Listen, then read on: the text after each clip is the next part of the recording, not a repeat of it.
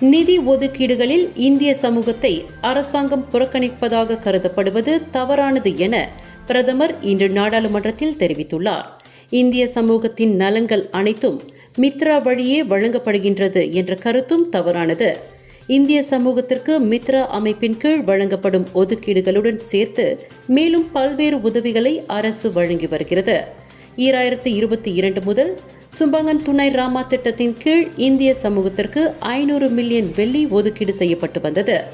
2025ஆம் ஆண்டில் இந்த ஒதுக்கீடு 972 மில்லியன் வெள்ளியாக உயர்ந்துள்ளது.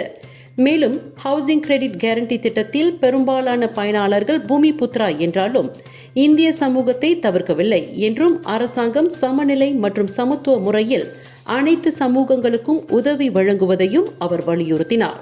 இந்திய சமூகத்தின் சமூக பொருளாதார முன்னேற்றத்திற்கு மித்ரா மற்றும் பிற நிறுவனங்கள் எவ்வாறு கவனம் செலுத்துகின்றன என்று நாடாளுமன்ற உறுப்பினர் கேசவன் கேட்டபோது பிரதமர் இவ்வாறு பதிலளித்தார்.